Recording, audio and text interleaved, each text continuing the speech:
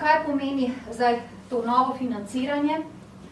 V prvem razredu sprememba. In sicer staršem ne bo potrebno nič doplačevati, ne govorimo o nikakršnih subvencijah, kar so interpretirali v svojih okrožnicah založniki. To ne drži.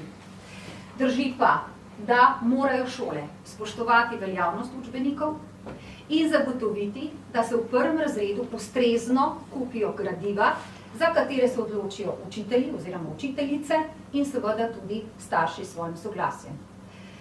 Ta učbeniška gradiva, torej učbeniki, delovni zvezki oziroma učna gradiva kot celota, so pa seveda tudi na trgu različno vrednotena. Založniki jih tudi zelo različno povezujejo, konvertirajo, kot rečemo temu, in zato imajo tudi različne cene.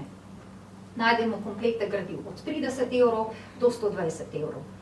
To je odgovornost odločanja tako učiteljev, seveda ob soglasju staršev, kot seveda sledenja učnim ciljem in zagotavljanja kakovosti gradiv, ki jih bodo otroci dobili na mizo.